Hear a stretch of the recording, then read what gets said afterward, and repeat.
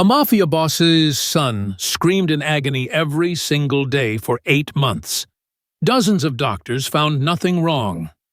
But when a desperate housemaid washed his hair and felt something metallic beneath his skin, she uncovered a conspiracy more horrifying than anyone imagined.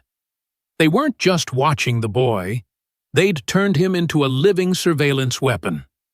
And the only way to save him would cost everything. Before we dive into this terrifying thriller about surveillance, betrayal, and a mother's courage, smash that subscribe button and turn on notifications. This story goes places you won't expect, with twists that will leave you speechless. You definitely don't want to miss what happens when a simple housemaid becomes the only person who can save a child from a nightmare. Now, let me introduce you to the people caught in this deadly conspiracy. The Sampson estate looked like a fortress. 20-foot walls topped with cameras, armed guards at every entrance, security protocols that would make a military base jealous. But all that protection couldn't stop the enemy already inside. Hazel Dennis stood at the service entrance, her hands trembling as she clutched the employment contract offering more money than she'd made in the past 6 months combined. She needed this job desperately. Emma's medical bills were crushing her, and the charity hospital was running out of patients. Sister Grace had recommended her for this position, though the elderly nun had been vague about the details. "The family needs someone with a gentle touch," she'd said. "Someone who cares about children. Can you do that?" Hazel. Of course she could. Hazel had spent 7 years caring for Emma through surgeries, treatments, and endless hospital stays. She knew how to be gentle with suffering children. What she didn't know was that the child in this mansion was suffering from something far worse than illness. Vincent Calabrese, the head of security, escorted her through corridors that felt more like a museum than a home. Marble floors, expensive art, the kind of wealth Hazel couldn't even conceptualize.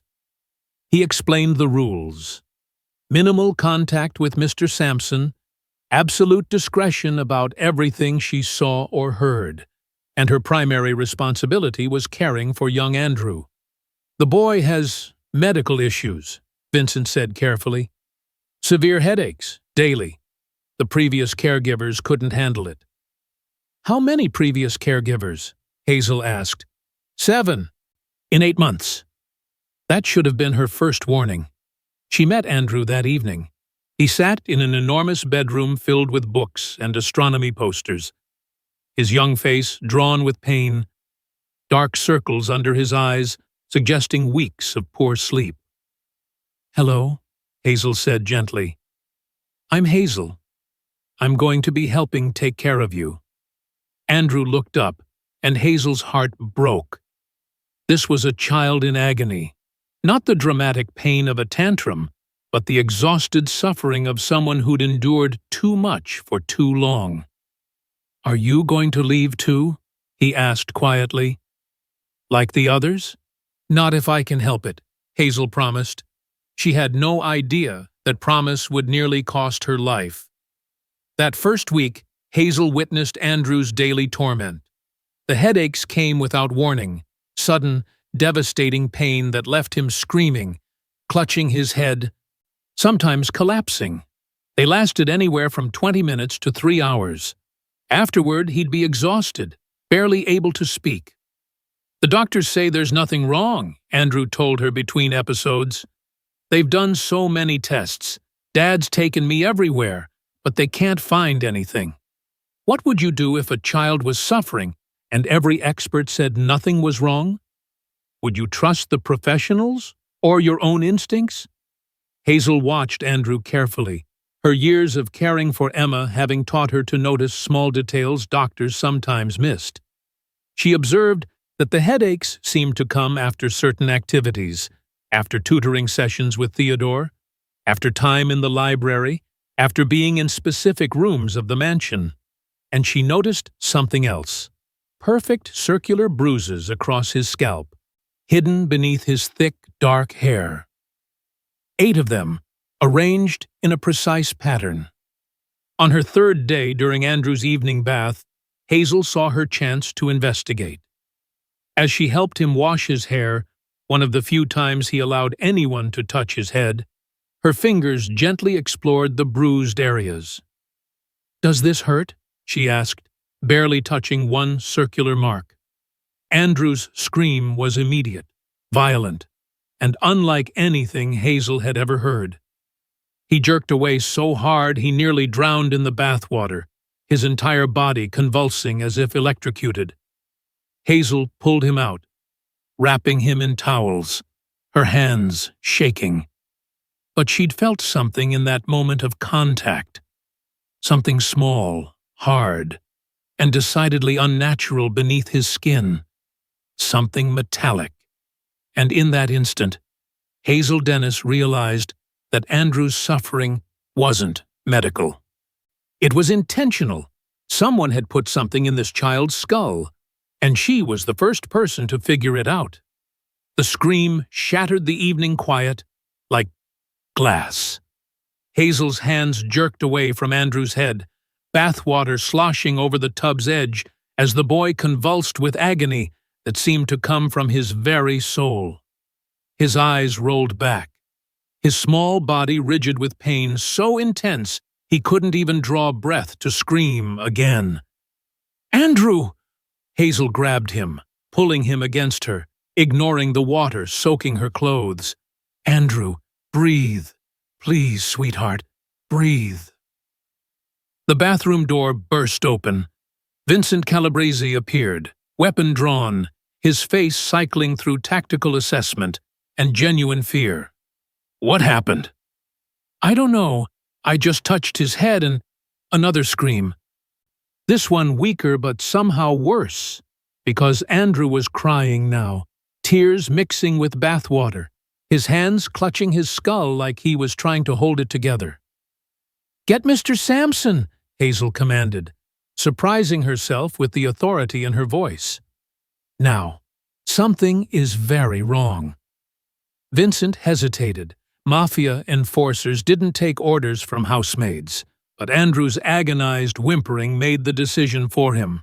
He spoke rapidly into his radio while Hazel wrapped the boy in towels, her mind racing. In that moment before Andrew screamed, her fingers had touched something beneath his skin. Something small, hard, and angular. Something that absolutely shouldn't be inside a child's skull. What would you do if you discovered something impossible? Something that every instinct said was wrong, but that no one else had noticed? Ron Sampson arrived in under 3 minutes, which told Hazel everything about how seriously Vincent had conveyed the situation. The Mafia boss filled the doorway. Tall, broad-shouldered, expensive suit, slightly disheveled, his face a mask of controlled fear that probably terrified his enemies, but right now just looked like a father's desperation. "What happened?" His voice was deadly calm. "I was washing his hair," Hazel said, still holding Andrew, who'd gone limp with exhaustion. "I touched one of the bruises on his scalp, barely touched it, and he reacted like I'd electrocuted him." "The bruises?" Ron moved closer, his attention laser-focused. "Here." Hazel carefully turned Andrew's head, parting his wet hair to reveal the perfect circular marks. 8 of them, too precise to be accidental. And underneath, she met Ron's eyes. "There's something under his skin, something that shouldn't be there." Ron went absolutely still. Then, "Vincent, get Dr. Cox here, immediately. Tell him to bring his portable scanner. Boss, it's midnight. I don't care if it's Christmas morning. Get him here." The cold fury in Ron's voice made Vincent move instantly. Ron knelt beside Hazel and Andrew, his large hands surprisingly gentle as he examined his son's scalp. "Andrew, can you hear me?" "It hurts, Dad," Andrew whispered. "It hurts so much." "I know, son. I know. Ron's jaw clenched. But we're going to figure out what's wrong, I promise. Hazel watched this feared mafia boss become just a desperate father, and something in her chest loosened. Whatever Ron Sampson did for a living, however dangerous he might be to his enemies, right now he was just a man who loved his child and couldn't protect him from an invisible enemy. "Mr. Sampson," Hazel said quietly, "I need to show you something."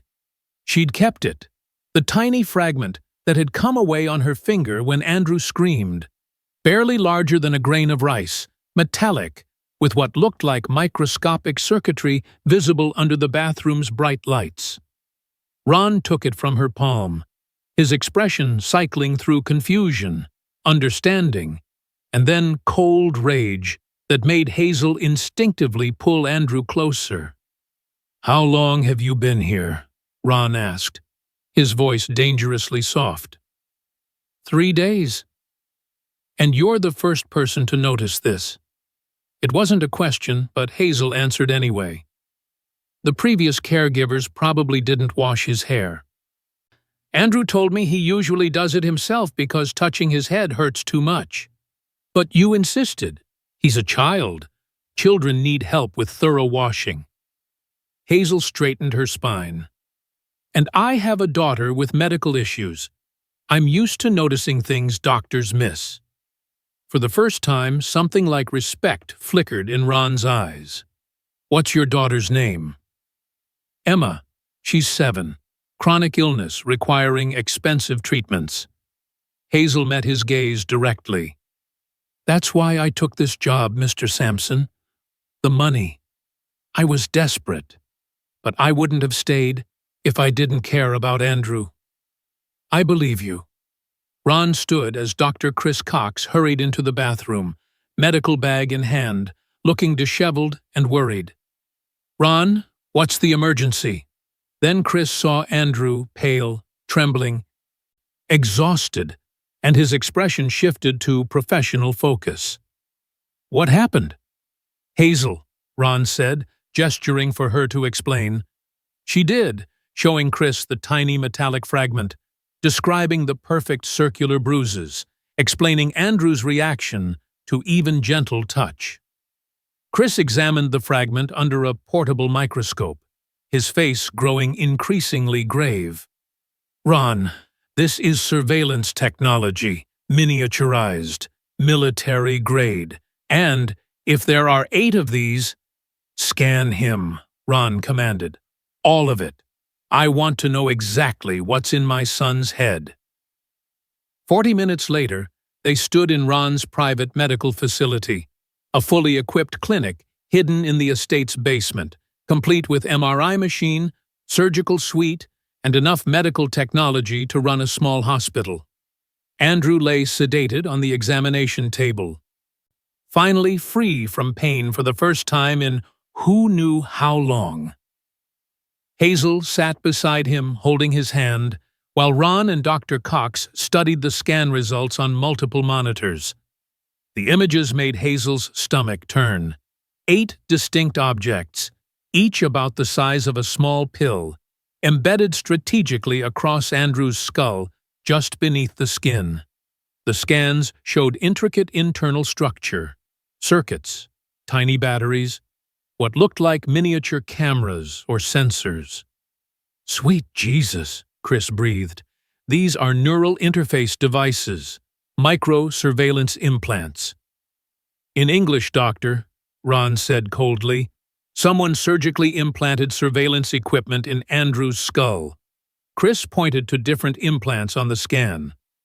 "These 2 near his temples are cameras. They record everything he sees.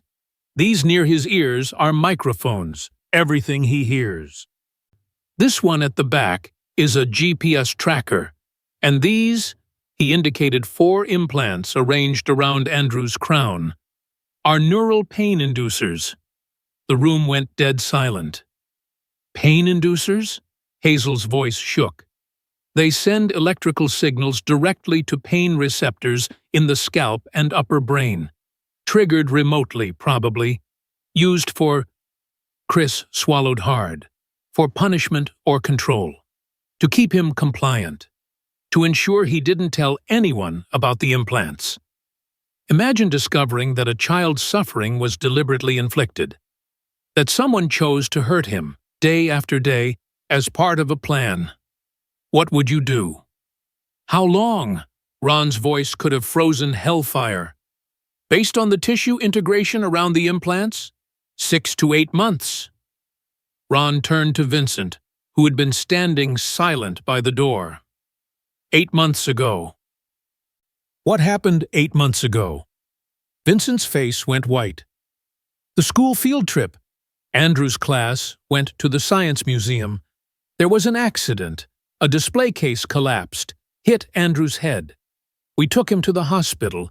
They did scans, kept him overnight for observation. It wasn't an accident, Ron interrupted, his voice deadly calm. It was staged. They staged an accident so they could implant these devices during the emergency medical care. He looked at Chris. Can you remove them? 4 of them, yes. But these 4 with the pain inducers, Chris's expression was grim. They're booby-trapped, Ron. See these secondary circuits? If someone tries to remove them without the proper neutralization sequence, they'll trigger. Best case, Andrew experiences agony we can't imagine. Worst case, brain damage or death. Then find out how to neutralize them. That requires knowing who made them, what protocols they're using. Then we find out who did this. Ron's eyes blazed with cold fury. Vincent, review every second of security footage from the past 8 months. I want to know who had access to Andrew, who touched his head, who showed any interest in these goddamn implants. Someone has been maintaining them, checking them, ensuring they kept working. Boss, that's hundreds of hours. Then hire more people. I don't care what it costs. Ron's control finally cracked. Someone turned my son into a walking surveillance device. Someone has been watching everything we do, hearing every conversation, tracking every movement through a child. Find them, Vincent. And when you do, his voice dropped to something absolutely terrifying. Bring them to me alive. Hazel stayed with Andrew as he slept, watching the monitors that showed his vital signs alongside the horrifying images of devices embedded in his skull. She thought about Emma, about her own daughter's suffering, about the desperation that had brought her to this mansion. She'd expected danger working for a mafia boss. She hadn't expected this, a conspiracy that used a child as a weapon, that deliberately tortured him to maintain operational security. You should go home, Ron said, appearing beside her. He'd changed from his wet clothes into dark jeans and a t-shirt that made him look more human, less like the criminal kingpin he was. Get some rest. This isn't your problem. With respect, Mr. Sampson. Yes, it is. Hazel met his gaze steadily.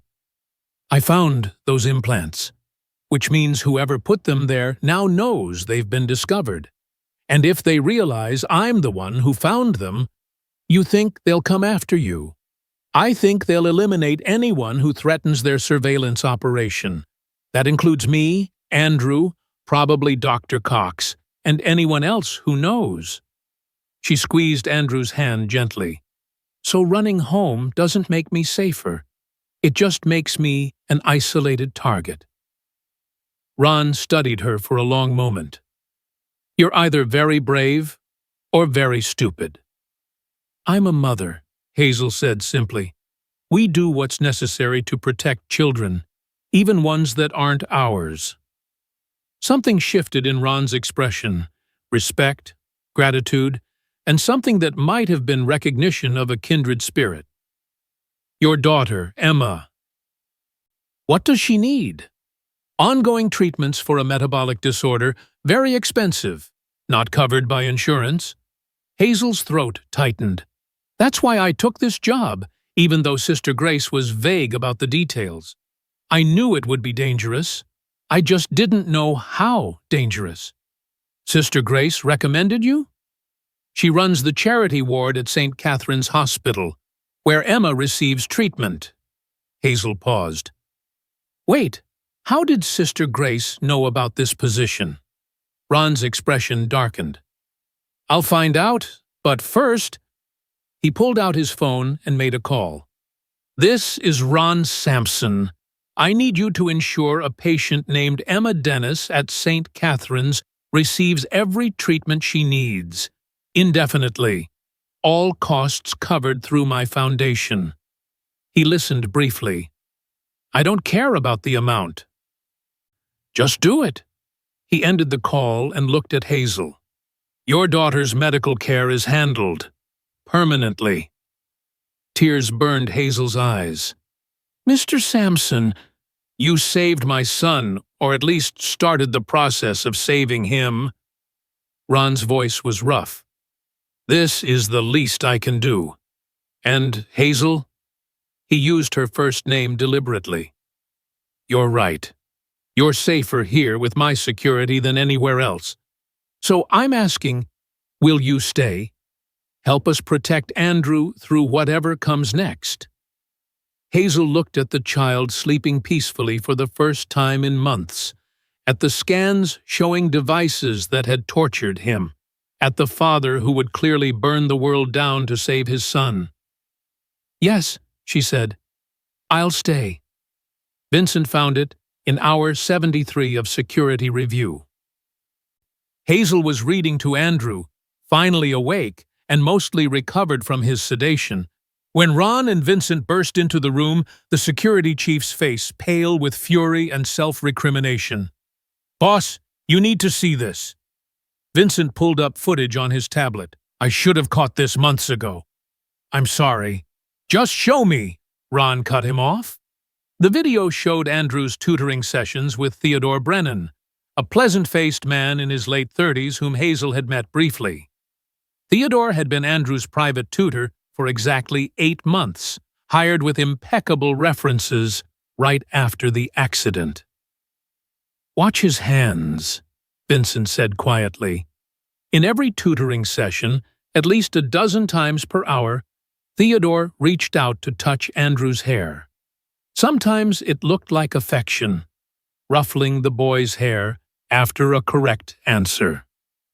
Sometimes it looked like adjustment, smoothing down a cowlick. Always his fingers lingered for just a moment longer than natural on the precise locations where the implants were embedded. He's checking them, Dr. Cox said, appearing behind them. Ensuring they're functioning, probably making micro-adjustments. Those devices require regular maintenance, battery checks, calibration, cleaning the sensor arrays. Where is Theodore now? Ron's voice was absolutely calm, which Hazel had learned meant he was at his most dangerous. In the estate library, preparing today's lesson, Vincent replied. Good. Ron turned to Hazel. Take Andrew to the secure wing. Lock the door. Don't open it for anyone except me or Dr. Cox. What are you going to do? Hazel asked, though she already knew what I do best. Ron's smile was terrifying. I'm going to have a conversation with Andrew's tutor. 20 minutes later, Ron walked into the library where Theodore sat arranging textbooks, looking exactly like the gentle, educated tutor who'd been teaching his son for 8 months. Mr. Sampson! Theodore stood quickly, surprise evident. I wasn't expecting… Is Andrew all right? I heard he was ill last night. Andrew is fine. Ron settled into the chair across from Theodore's teaching desk. Actually, that's not quite true. Andrew has been suffering for 8 months. Daily headaches that leave him screaming. You've witnessed them, haven't you, Theodore? Yes, of course. Terrible thing. Theodore's concern looked genuine. The doctors couldn't find any cause. But we found a cause. Ron's eyes never left Theodore's face. Want to guess what it was? A flicker, just a tiny micro-expression, gone in a heartbeat, crossed Theodore's face. Fear? Calculation? Both? I have no idea what you mean. 8 micro-surveillance implants, embedded in my son's skull, causing him deliberate, agonizing pain whenever someone wanted to ensure his compliance. Ron leaned forward slightly. Someone who had regular access to him. Someone who could maintain the devices, check their functionality, ensure they kept working properly. Theodore's hand drifted toward his jacket pocket, a reflexive movement quickly aborted. But Ron saw it. More importantly, Vincent saw it from his position by the door, and moved with predatory speed. "Don't!" Vincent had his weapon out, pointed at Theodore with the steady grip of someone who'd done this many times. "Hands on the desk." "Now!" Theodore complied, but his pleasant mask had cracked. "You can't prove anything. I'm just a tutor who touches my son's hair an average of 14 times per hour." Ron pulled out Vincent's tablet, playing the security footage. Always in the exact locations where the implants are embedded. Interesting coincidence, don't you think? "Mr. Sampson, I can explain." "Don't bother lying. We pulled your real background. Theodore Brennan doesn't exist. He's a cover identity created 8 months ago. Your real name is Simon Vickers, former military intelligence, currently working for a private contractor called the Covenant." Theodore, Simon, went absolutely still. The Covenant specializes in industrial espionage, corporate intelligence gathering, and apparently using children as unwitting surveillance devices. Ron's voice dropped to something deadly. "You staged the accident that got Andrew hospitalized. You arranged for your people to implant those devices during his emergency medical care. You got yourself hired as his tutor to maintain the surveillance operation.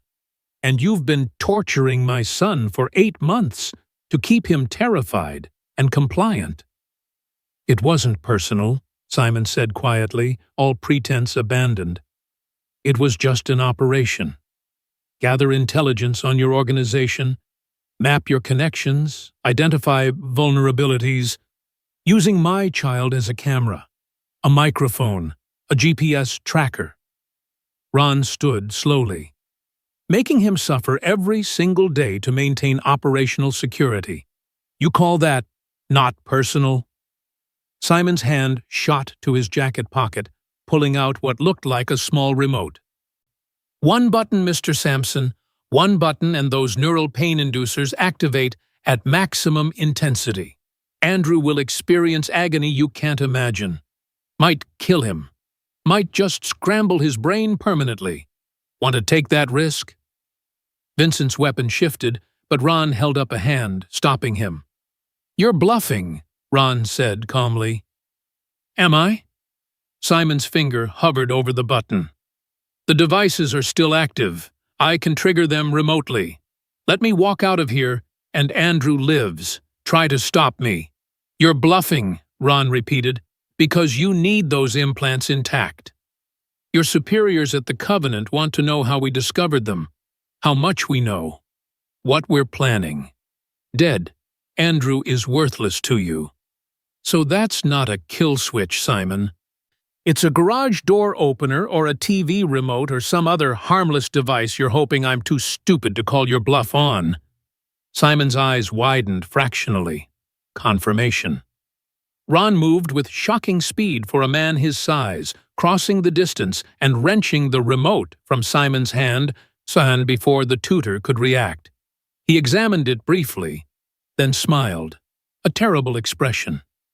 "Garage door opener. I was right." Ron tossed it to Vincent. "Secure him. I want to know everything about the Covenant, locations, personnel, protocols, how to safely remove the remaining implants." His eyes bored into Simon. "And you're going to tell me, because your only other option is so much worse than anything your employers might do to you." Simon was dragged away, screaming threats and promises that Andrew would never be free, that the covenant had contingencies, that Ron couldn't protect his son from them. But Ron just stood in the library, looking at the space where his son's tutor, his betrayer, had sat for 8 months, and felt the cold certainty that this was just the beginning. Hazel watched Andrew sleep that evening, the boy finally at peace after Dr. Cox had given him medication that blocked the pain signals. The 4 implants they could safely remove would be extracted tomorrow. The other 4, the booby-trapped ones, would require more time, more information from Simon's interrogation. "He looks peaceful," Ron said, appearing in the doorway. "He is, for now." Hazel glanced at the Mafia boss. "But you're worried about what comes next. The Covenant knows we've discovered their surveillance operation.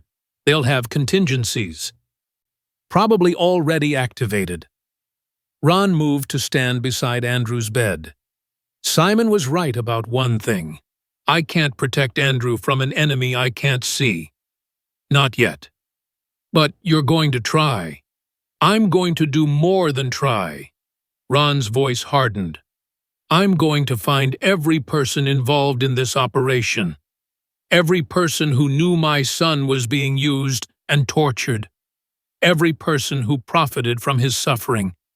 And I'm going to make them wish they'd never heard the name Samson." It should have terrified Hazel, this glimpse of the ruthless criminal Ron Samson was. Instead, she just felt profound relief that this particular ruthless criminal was on their side. "What do you need from me?" she asked. "Keep Andrew safe. Keep him calm. Help him through the surgeries." Ron paused.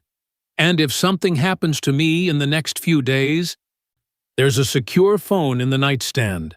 Speed dial 1 connects you to Dr. Cox. Speed dial 2 connects you to my lawyer. She has instructions for Andrew's care, including permanent guardianship arrangements if necessary. Nothing's going to happen to you. You don't know that." "No," Hazel admitted. "But I know you're too stubborn to die before making sure Andrew is safe. So you'll survive whatever comes next, because the alternative is unacceptable." Ron smiled, genuine, warm, the first real smile Hazel had seen from him. "You sound like my wife. Before she—" He trailed off, old pain flickering across his face. "How did she die?" Hazel asked gently. "Car accident. 3 years ago, drunk driver ran a red light." Ron's hands clenched. "Ironic, isn't it? I survived decades in the Mafia, countless enemies, multiple wars, and she dies because some idiot couldn't call a cab. I'm sorry." "So am I." Ron looked at his sleeping son. Andrew was 8. He blamed himself for a while, thought if he'd been in the car with her it wouldn't have happened. Nightmares. Therapy. We got through it. And now, his voice turned bitter. Now he gets to be traumatized all over again because I made enemies who were willing to torture a child to get to me. "This isn't your fault," Hazel said firmly. "The people who did this, they're the monsters, not you." "I'm not exactly innocent, Hazel." "No, but you're a father who loves his son. That counts for a lot." They stood in comfortable silence, watching Andrew sleep, both knowing that tomorrow would bring surgery, interrogations, and whatever countermoves the Covenant had planned. War was coming, and they would face it together. The first surgery began at dawn. Dr. Cox had assembled a team, all people Ron trusted absolutely, all vetted by Vincent's security, all aware that one mistake could kill a child or alert the Covenant that they were losing their surveillance access. "These 4 implants are relatively straightforward," Chris explained, showing them 3D scans, the cameras near his temples and the microphones near his ears. No booby traps, no complex removal protocols. Standard micro-surgical techniques should work. "Should?" Ron's voice was tight. Will, Chris corrected. They will work. I've done more complex extractions. Andrew will be fine. Hazel held Andrew's hand as the anesthesia took effect, the boy looking up at her with trust that made her chest ache. You'll be here when I wake up? He asked, his voice already slurring. Right here, I promise. And Dad? Your father will be here too. Hazel glanced at Ron, who nodded firmly. We're not going anywhere. Andrew's eyes fluttered closed, and Hazel stepped back to let the surgical team work. Ron led her to an observation room where they could watch through a window while staying out of the way. I should be out there, Ron said, his hands clenching and unclenching, doing something, not standing here useless.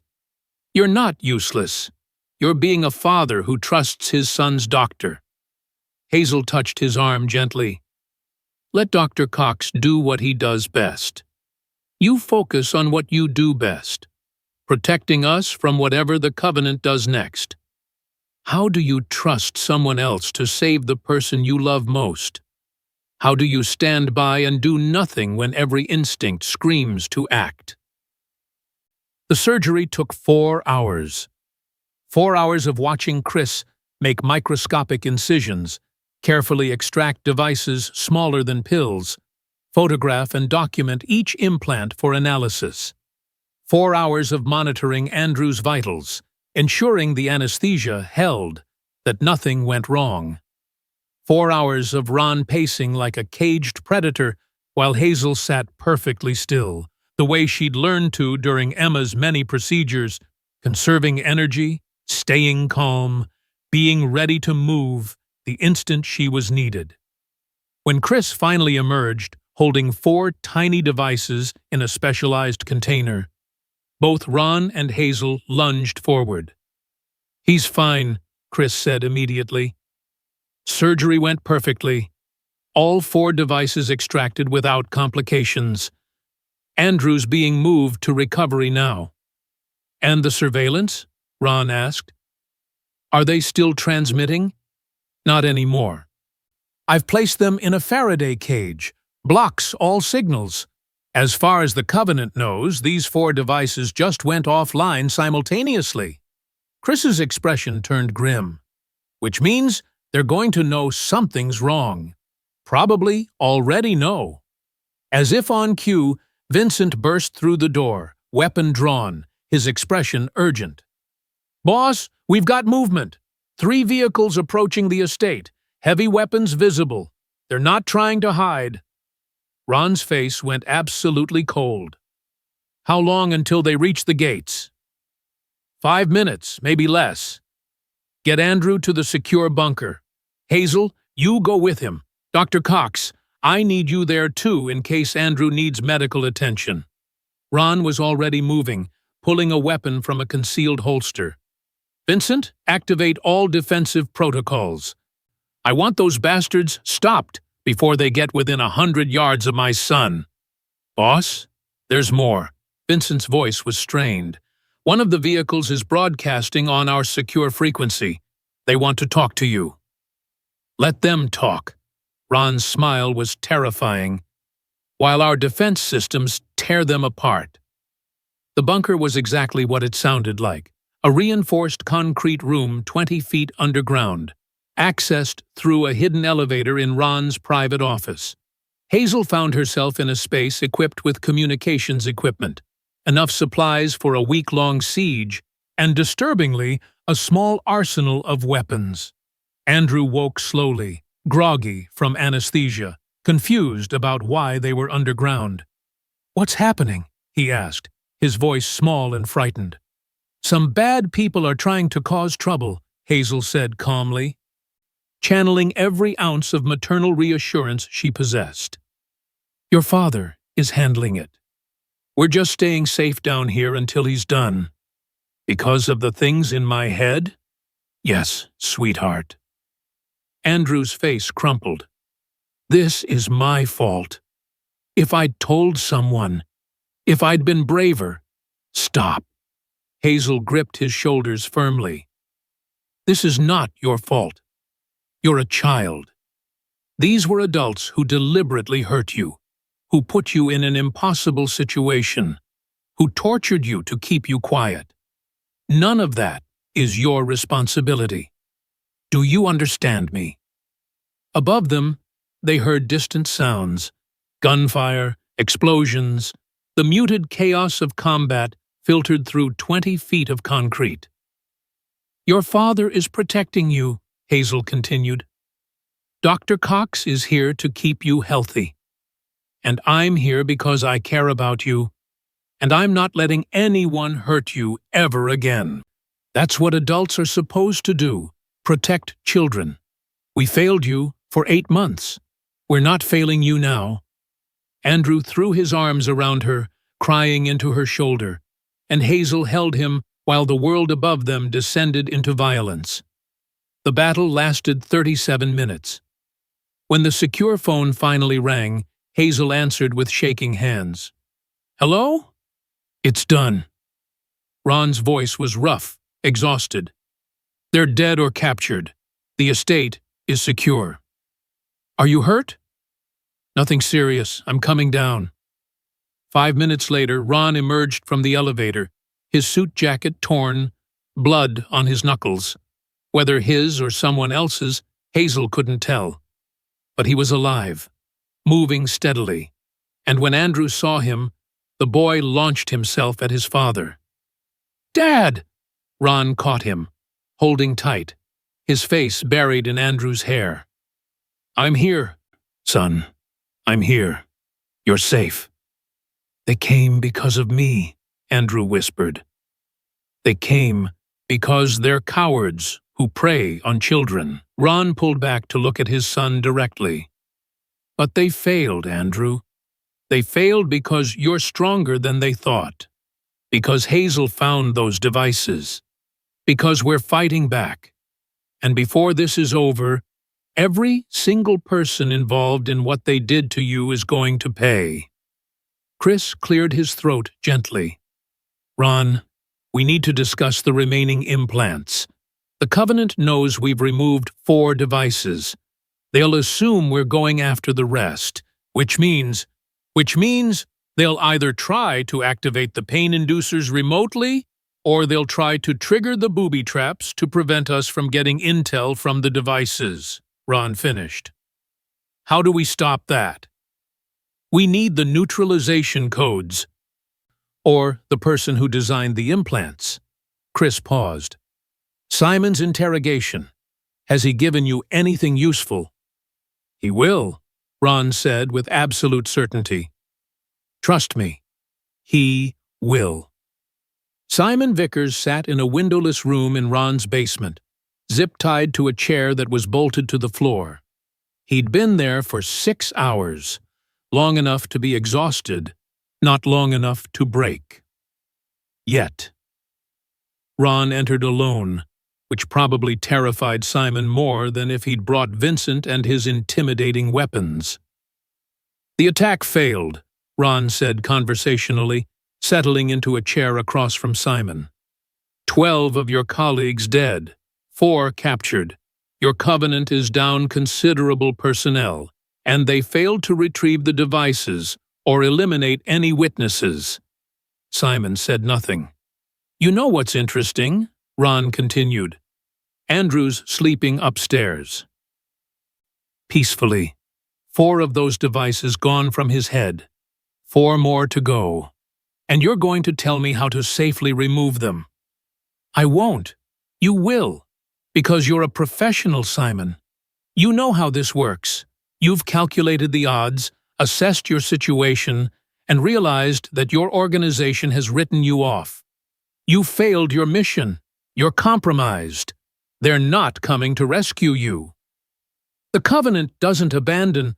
The Covenant just sent 12 men to die rather than try to negotiate your release, Ron interrupted. That tells me everything about how expendable you are to them. So here's what happens next. You give me the neutralization codes for those implants. You tell me everything about the Covenant. Headquarters locations, personnel, protocols. And in exchange, I let you disappear. New identity, money, a chance to start over somewhere your former employers can't find you. Simon stared at Ron for a long moment, calculation visible in his eyes. And if I refuse? Then I stop being reasonable. Ron's voice went absolutely cold. I'm a patient man, Simon. But that's my son upstairs, still suffering because of what you did. My patience has limits, and you really, really don't want to find out what I'm like when those limits are reached. The threat hung in the air, not dramatic, not theatrical, just the absolute certainty that Ron Sampson would do whatever was necessary to protect his child. Simon broke. The codes are encrypted. Even if I give them to you, you can't access them without the Covenant's secure network. Then give me access to the network. It requires biometric authentication, retinal scan, fingerprint, voice recognition, multi-factor, impossible to fake. So we bring you to a terminal with access. Ron pulled out his phone, typing rapidly. Where's the nearest one? Simon hesitated, then, the Covenant maintains a black site medical facility in the industrial district. Warehouse 47B on Pier Street. That's where the surgeon who designed Andrew's implants works, Dr. Viktor Kuznetsov. Ron's eyes gleamed. The man who created these devices can remove them safely. In theory, but the facility is heavily guarded. You'll never get past. I've gotten past worse. Ron stood. You're coming with us, Simon. You're going to get us into that facility, introduce us to Dr. Kuznetsov, and help us extract those implants from my son's head. If you cooperate, you get your new identity and freedom. If you don't, he didn't finish the threat. He didn't need to. 4 hours later, they assembled for what Ron called the extraction operation, terminology that applied both to removing implants and raiding an enemy facility. Hazel had insisted on coming, despite Ron's objections.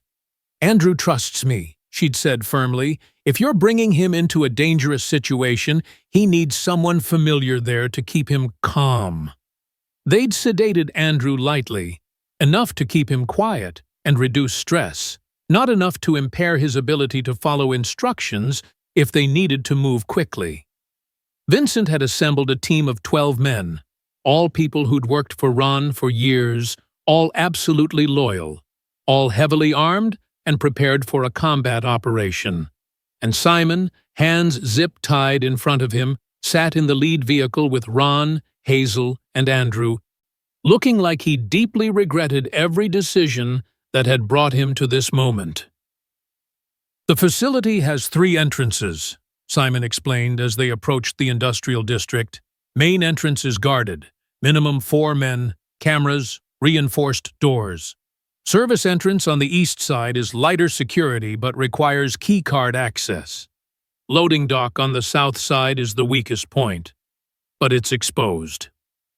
We're not sneaking in, Ron said. We're walking through the front door. Because you're going to tell them you've brought me in for a meeting with Dr. Kuznetsov. Simon's eyes widened. They'll never believe. They'll believe you captured me. That I made a deal, access to Kuznetsov, to save my son in exchange for information about my organization. Ron's smile was cold. Tell them I'm desperate, broken, willing to trade anything to save Andrew. They'll believe that because it's true. The convoy stopped 3 blocks from the warehouse. Ron's team fanned out, moving to predetermined positions. Vincent would coordinate the assault from outside, ready to breach if things went wrong inside. Ron, Hazel, Andrew, and Simon approached the main entrance on foot. 2 guards stood outside, weapons visible, but not raised. Yet. They watched the approaching group with suspicion that turned to shock when they recognized Simon. Vickers? What the hell? You're supposed to be deep cover at the Sampson estate. Plan changed, Simon said, his voice carrying just the right amount of exhaustion and triumph. I've got Ron Sampson. He wants to make a deal. Needs to see Kuznetsov urgently. The guard's attention fixed on Ron, specifically on the very real desperation visible in his face as he held Andrew protectively. Search them, the lead guard commanded. They found the weapons Ron was carrying, intentionally placed where they'd be discovered easily, making the subsequent "you're clear" seem more credible. They didn't find the knife in Hazel's boot, or the small ceramic blade hidden in Andrew's shoe, or the fact that Simon's zip ties were fake and would release with a specific twist. Dr. Kuznetsov is in the surgical suite, the guard said, gesturing inside. 3rd floor. You'll be escorted. They entered the warehouse, converted into a medical facility that looked disturbingly legitimate. Clean hallways, medical equipment, the chemical smell of sterilization. If Hazel hadn't known this was a black site operated by criminal intelligence contractors, she might have thought it was a normal private clinic. 2 more guards escorted them upstairs, leading them to a surgical suite where a man in his 50s worked at a computer, studying what looked like neural scan data. Dr. Kuznetsov, Simon said, I've brought you a patient. Viktor Kuznetsov turned, his eyes immediately fixing on Andrew with clinical interest. The Samson boy. I wondered when you'd figure out what I'd done. His accent was thick, Russian or Eastern European. The implants are giving you trouble, yes? Pain is getting worse? You're going to remove them, Ron said flatly. Am I? Victor smiled. And why would I do that? Because the alternative is me ripping them out with my bare hands, which will probably kill Andrew, but will definitely make your last few hours extremely unpleasant before I kill you. Ron's voice was absolutely calm. Or you can remove them safely, prove your brilliance as a surgeon, and walk away from this alive. Victor studied Ron for a long moment, then turned to Andrew. Come here, boy. Let me see what condition the implants are in. Andrew looked at Hazel, who nodded encouragingly. The boy approached the surgeon slowly, every line of his body radiating fear. Victor's hands were surprisingly gentle as he examined Andrew's scalp, his fingers probing the sites of the remaining 4 implants. 4 still active. The neural pain inducers, very delicate work, removing these. 1 mistake, and he made a casual gesture suggesting brain damage. Then don't make mistakes, Ron said. The price for my services, your life, Ron interrupted. That's the price. You do this successfully. You live. You refuse, or you hurt my son, you die. Simple transaction. Victor's smile faded. He was calculating, Hazel realized, weighing whether Ron was serious, whether escape was possible, whether cooperation or resistance was the better survival strategy. Very well, Victor said finally. I'll remove the implants, but it will take time. 3, perhaps 4 hours. The procedure is complex, the risks are high, and I require complete concentration. You'll have it, Ron gestured to Simon. Secure the facility. I want no interruptions. Simon moved with surprising speed, his fake zip ties releasing exactly as planned. Within seconds, he had 1 guard's weapon and was pointing it at the other. Sorry, Simon said to his former colleagues. New employer, better terms. The surgery began at midnight. Andrew lay on the surgical table, sedated but not fully unconscious. Victor insisted he needed the boy responsive for neural testing during the extraction. Hazel stood at Andrew's side, holding his hand, her other hand resting on the ceramic knife in her boot. She didn't trust Victor, not even slightly. The neural pain inducers are the most sophisticated devices I've ever designed," Victor explained, his tone carrying disturbing pride. "Targeted electrical stimulation of cranial nerves, powered by micro-batteries that last 5 years, capable of producing agony without permanent damage. Beautiful work, really." "Get them out of my son," Ron said coldly. "Patience." Victor made the first incision, microscopic and precise. "The devices are embedded near major nerve clusters. Too deep, I sever something important. Too shallow, I don't get clean extraction. Either way, the boy suffers." Hazel watched Victor's hands move with undeniable skill, extracting the first implant after 47 minutes of painstaking surgery.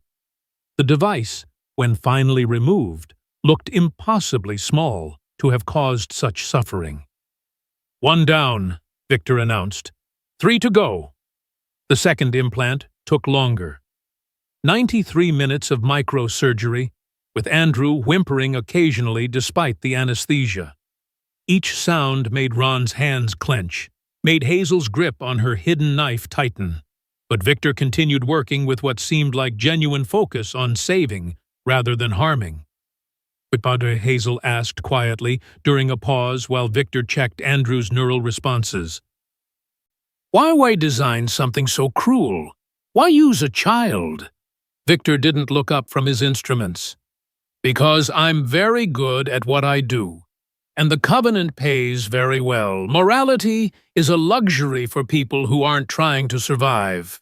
"You're trying to survive now," Ron observed. "Yes, which is why I'm removing these rather than triggering them to fry his brain." Victor resumed working on the third implant. "Don't mistake pragmatism for redemption, Mr. Sampson. I'm not sorry for what I did. I'm just choosing a different employer." At least he was honest about being a monster. The third implant came out at hour 4. Andrew was exhausted, pale, his small body trembling with stress and lingering pain. Hazel murmured reassurances, wiped sweat from his forehead, and prayed to whatever deity might be listening that this would end soon. "Last one," Victor said. "This is the most difficult. It's embedded near the brainstem, closer to critical structures than the others. If I slip, the boy could be paralyzed or dead." "Then don't slip," Ron said.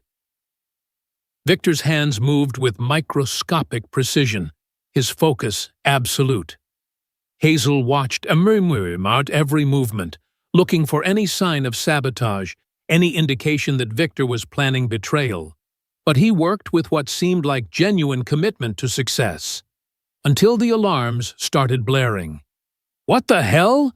Ron spun toward the door. "They're breaching the facility," Vincent's voice crackled through Ron's radio.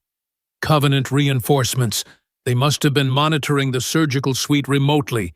Boss, you need to get out now." "We're in the middle of surgery," Ron snapped. "I don't care." "We can't hold them. There's too many." Gunfire erupted somewhere below them, the sound of combat echoing through the building. "How long?" Ron demanded, turning to Victor. 10 minutes, maybe 15. If I rush, I kill him." Victor's hands never stopped moving, his concentration unbroken despite the chaos. "Your choice, Mr. Sampson. Run now, or stay and hope I finish before they reach us." Ron looked at Andrew, his son, still on the table, the final device partially extracted. "We stay," he decided. "Vincent, hold them as long as you can." "Boss, that's an order." The next 12 minutes were the longest of Hazel's life. Gunfire grew closer. Explosions shook the building. She heard Vincent's team fighting desperately, buying them time with their lives. Victor worked with inhuman focus, his hands steady despite the building falling apart around them. The fourth implant was more embedded than the others, wrapped around nerve clusters that couldn't be damaged without catastrophic consequences. "Almost," Victor muttered. "Almost." The surgical suite door burst open.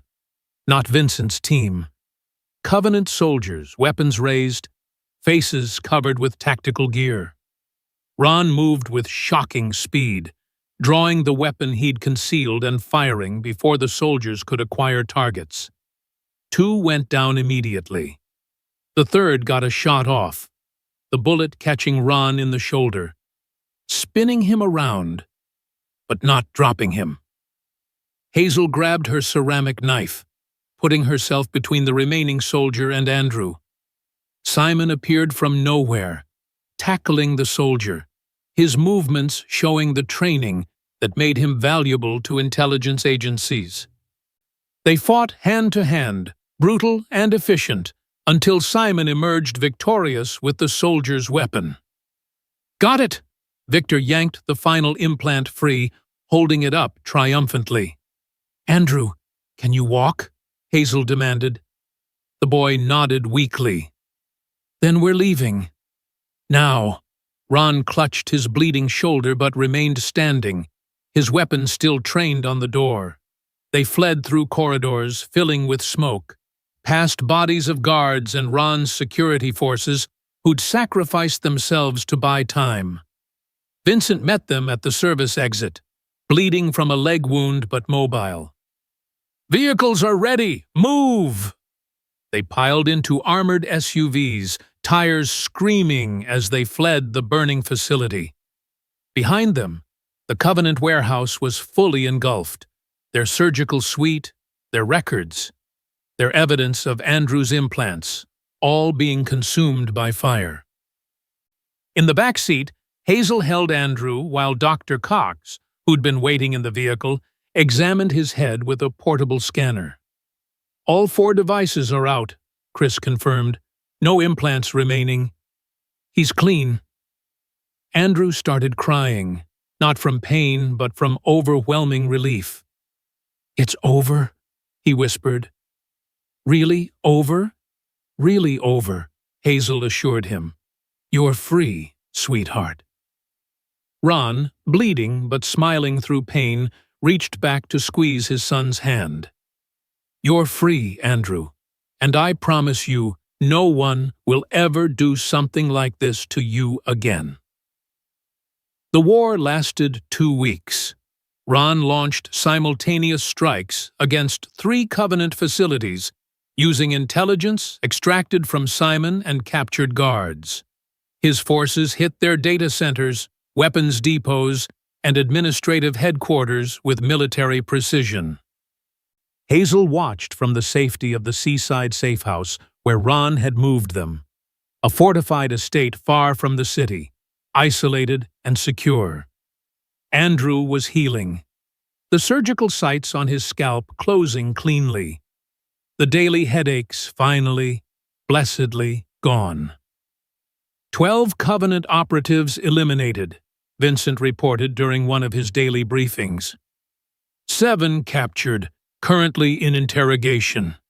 We've identified 23 more targets, but they've gone underground. "Find them," Ron commanded, his shoulder bandaged but healing. "Every single person who knew about what they did to Andrew. I want them found." "Boss, some of these people are outside our normal territory, outside our jurisdiction even."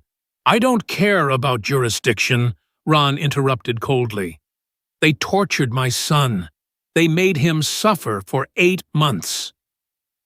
There is no place on earth safe enough, no legal protection strong enough to save them from consequences. When you've been violated in the most personal way possible, when your child has been used as a weapon against you, what does justice require? What does vengeance demand?" 2 days later, they got Julian Cross. The Covenant's leader had been hiding in a compound 2 states away, protected by layers of security and legal shields. Ron's forces breached it anyway, capturing Julian and the last of his high-level operatives. "He's here," Vincent announced, leading a bound and bloodied Julian into the safe house's secure room. Alive, as requested. Ron stood, his expression absolutely neutral. Leave us. Boss, I said leave. Vincent and his team withdrew, leaving Ron alone with the man who'd orchestrated Andrew's nightmare. Hazel watched from the observation room, Andrew beside her. The boy had insisted on seeing the man responsible for his suffering. Mr. Sampson, Julian said, his cultured voice barely showing strain despite obvious injuries. I suppose negotiations are off the table. You turned my son into a surveillance device, Ron said quietly. You made him suffer daily agony to keep him compliant. You stole 8 months of his childhood. What exactly do you think we have to negotiate about? Information. I can give you names, locations, operations that might threaten you in the future. I don't need your information. Simon gave me everything already. Viktor Kuznetsov confirmed it. Your organization is dismantled, your people are dead or captured, your facilities are burned. Ron leaned forward. So tell me, Julian, was it worth it? Did you get enough intelligence to justify what you did to an innocent child? Julian's composure finally cracked. He was a strategic asset, a way to gather intel without any risk of detection. He was 11 years old, Ron roared, his control finally breaking. He was a child, and you made him a weapon. You tortured him. For what? For money? For intelligence that didn't even help you because here you are, beaten, captured, finished? In the observation room, Andrew's hands clenched. Hazel pulled him close, letting him process this confrontation between his father and his tormentor. I did what was necessary, Julian said, trying to reclaim dignity. In our business, sentiment is weakness. Your son was an opportunity. He never finished the sentence. Ron moved with shocking speed, and what happened next made Hazel turn Andrew away, shielding him from the violence. When she looked back, Julian Cross was unconscious on the floor, Ron standing over him with cold satisfaction. Take him to the authorities, Ron said to Vincent, who'd rushed back in at the sounds of conflict. Let him face trial for his crimes. I want the world to know what the Covenant did. Boss, if he talks about you, I don't care. Ron's voice was firm. Let him talk. Let everyone know exactly why I destroyed his organization. Let them know what happens to people who hurt my son. The trial became international news. Julian Cross and 17 captured Covenant operatives faced charges ranging from conspiracy to commit assault, to illegal surveillance, to crimes against a minor. The medical evidence was damning. 8 devices removed from an 11-year-old child. Documented torture. Months of deliberate suffering. The media called it the most horrifying case of espionage abuse in modern history. Ron testified, his testimony devastating in its controlled fury. Dr. Cox provided medical evidence. Even Viktor Kuznetsov testified, in exchange for immunity, describing in technical detail how the implants were designed to cause maximum suffering while leaving no external evidence. And Andrew testified. Hazel sat in the courtroom beside Ron, watching this brave child describe 8 months of daily agony, of not understanding why he hurt, of being too terrified to tell anyone because a seemingly kind tutor had convinced him that speaking out would make the pain worse. I thought I was dying, Andrew told the jury, his voice small but clear. Every day. I thought maybe today would be the day my head just exploded from the pain, and no one could tell me what was wrong. There wasn't a dry eye in the courtroom. The jury deliberated for 47 minutes. Guilty on all counts. Julian Cross received 35 years without parole. His operatives received sentences ranging from 15 to 25 years.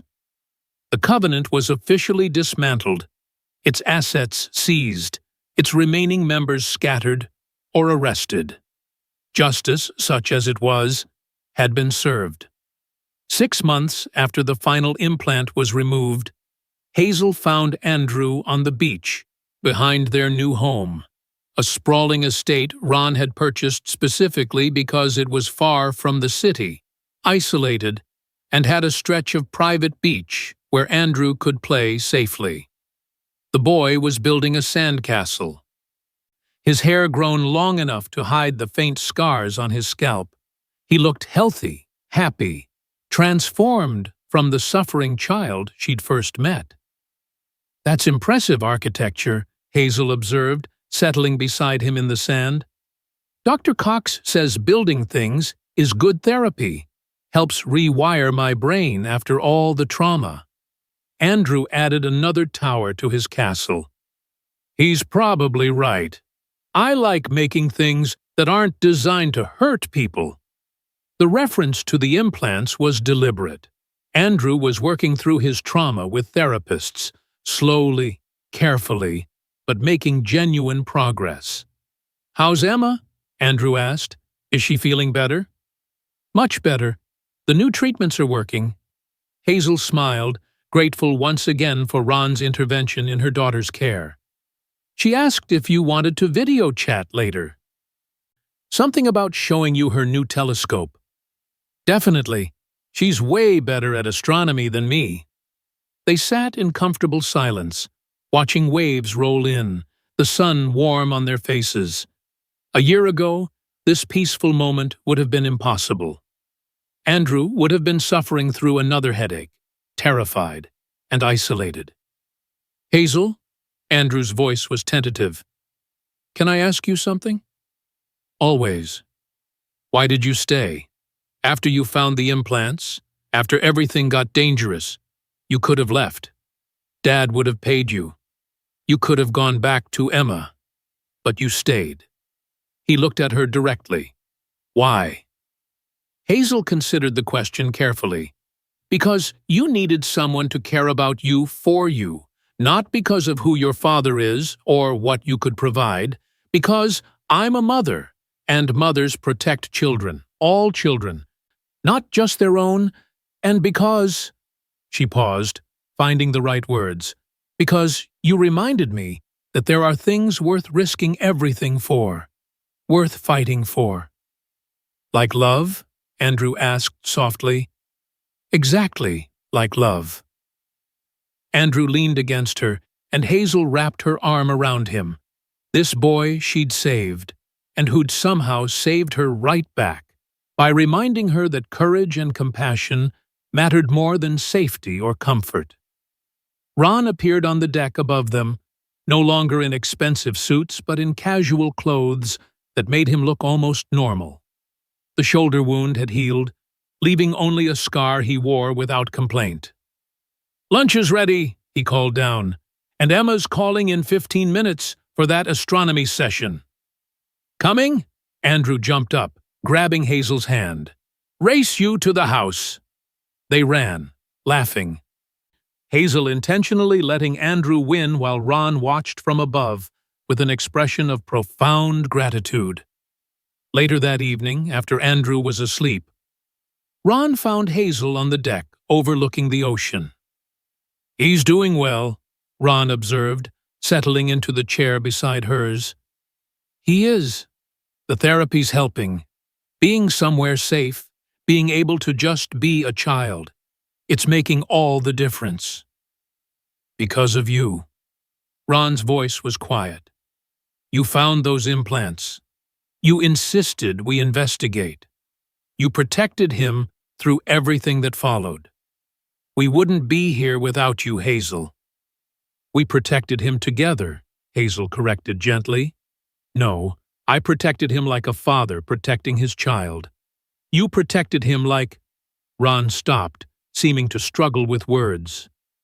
"Like someone who genuinely cared about his well-being beyond obligation or duty." You risked your life for a child you barely knew because it was the right thing to do. So did you. I'm his father. That's different. Is it? Hazel turned to look at him directly. Love is love, Ron. Biological connection, moral obligation, or just human decency, they all lead to the same place. We both love Andrew. We both fought for him. The specific nature of that love might be different, but the commitment is the same. Ron was quiet for a long moment. Then, I've been meaning to discuss something with you. About the future. Hazel's heart skipped. Okay? Andrew needs stability, consistency. People he trusts who aren't going to disappear from his life. Ron's hands clenched on the chair arms. And we need someone who understands what we've been through. Who can help Andrew heal while also helping me be a better father.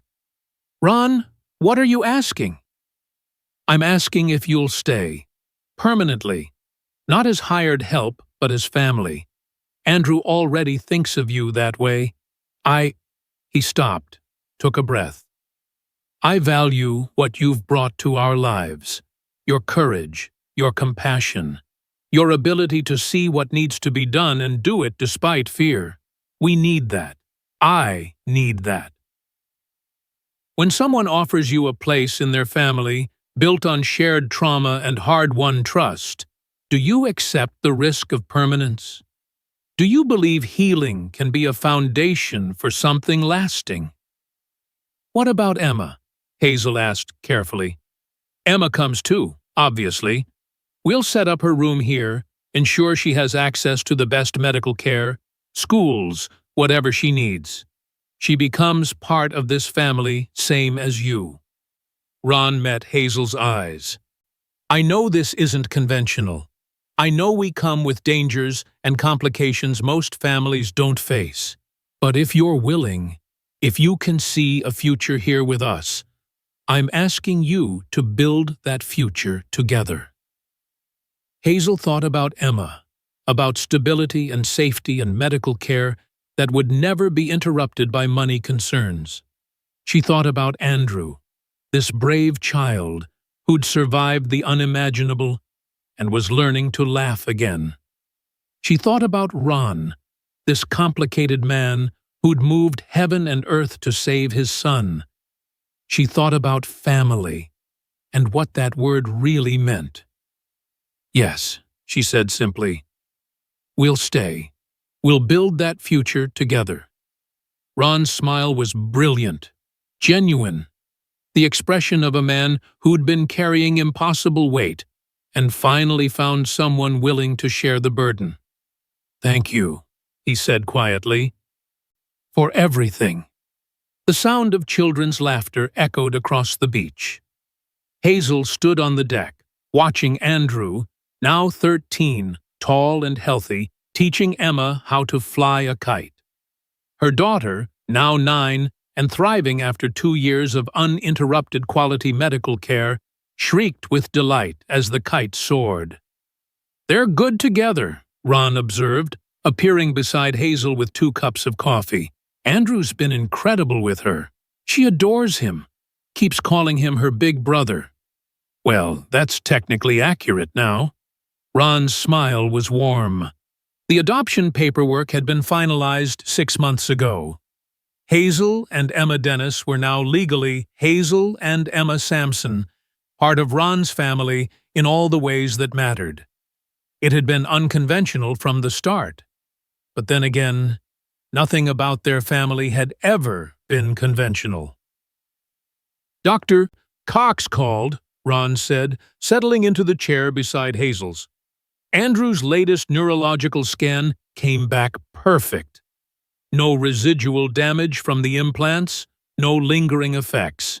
He's completely healed. Physically, Hazel corrected gently, the emotional healing is ongoing. But ongoing successfully. Ron watched his son with obvious pride. He's in therapy. He's processing the trauma. He's building a life that isn't defined by what happened to him. That's more than I hoped for 2 years ago. 2 years since that terrible discovery in the bath. 2 years since Hazel had felt metal beneath a child's skin and refused to ignore what she'd found. 2 years of surgery and warfare and trials, and finally, healing. "Have you heard from Simon?" Hazel asked. "Last month. He's in Australia, apparently. New identity, new life. Staying far away from anything related to intelligence work." Ron's expression was neutral. "He calls occasionally, checking in. I think he feels guilty." "He should. He was part of what hurt Andrew. But he also helped save him." Ron shrugged. "Complicated man. I'm glad he's someone else's problem now." Viktor Kuznetsov was in prison, serving 20 years for his role in designing the implants. Theodore Brennan, Simon Vickers, had testified against him and entered witness protection. Julian Cross would die in prison, his empire dismantled, his legacy being the man who tortured a child for profit.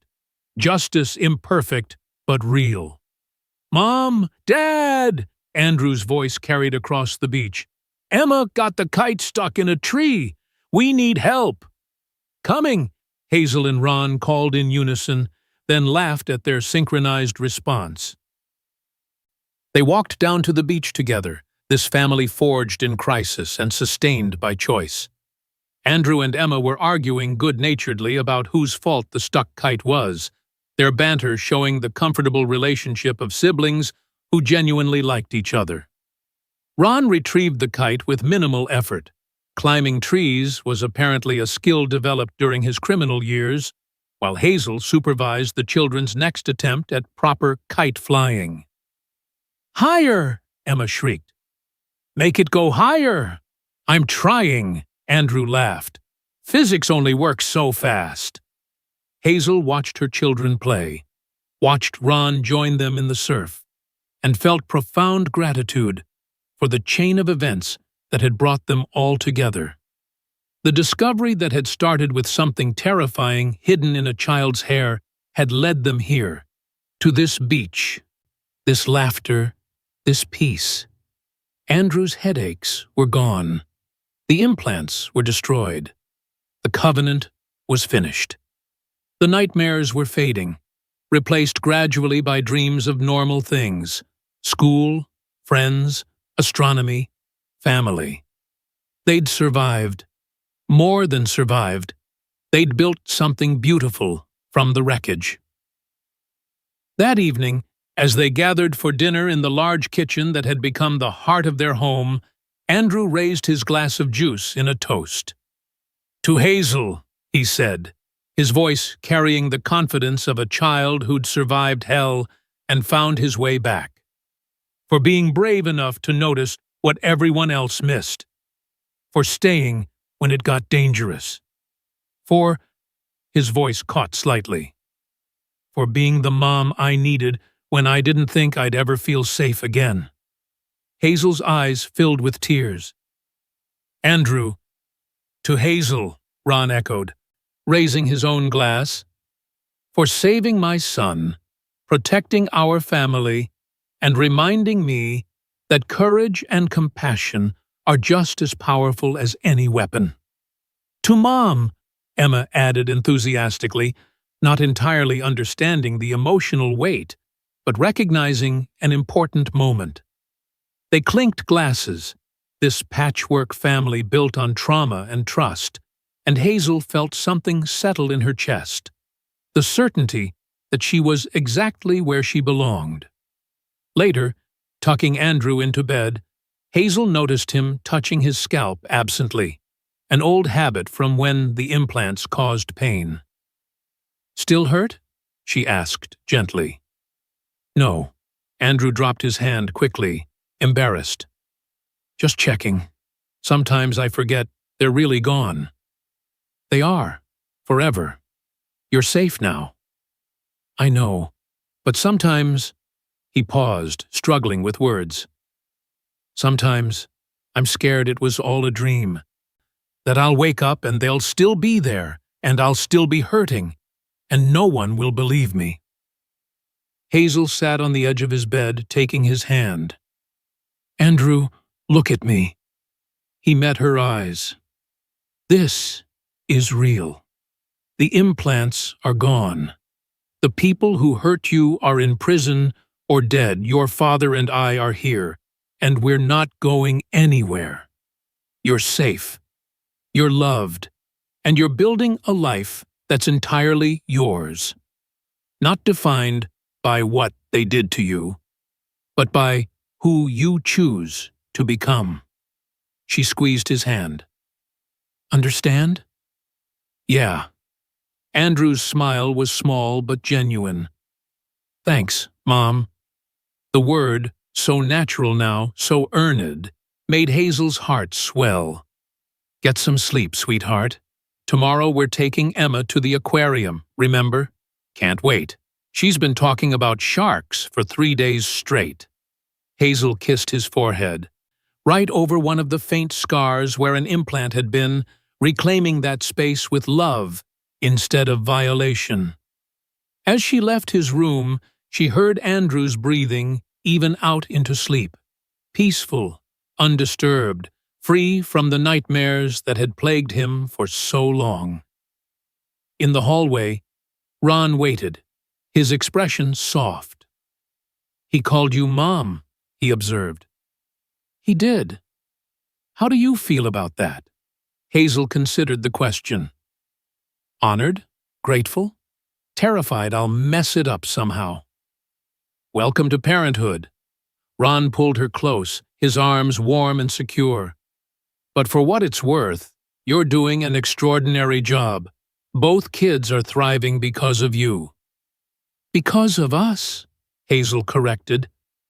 We're doing this together. Together, Ron agreed, and kissed her, a gesture that had evolved naturally over 2 years of partnership. From gratitude to friendship to something deeper that neither rushed, but both acknowledged. They stood in the hallway of their home, listening to the ocean outside and their children breathing peacefully in their rooms, and felt the profound satisfaction of having survived, healed, and built something worth protecting. You've just experienced the terrifying journey of a child turned into a surveillance weapon, a maid who risked everything to save him, and a father who went to war to protect his son. This was a story about noticing what others miss, about having the courage to act despite fear, and about finding family in the most unexpected places. What did you think? Would you have investigated those strange bruises, or assumed the doctors knew best? At what point did you realize the conspiracy went deeper than anyone expected? Drop your thoughts in the comments below and hit that subscribe button so you don't miss our next thriller about hidden dangers, unlikely heroes, and the power of refusing to look away from suffering. Remember, sometimes the most terrifying secrets are hidden in plain sight. And sometimes the most ordinary people become heroes simply by paying attention and refusing to ignore what they've found.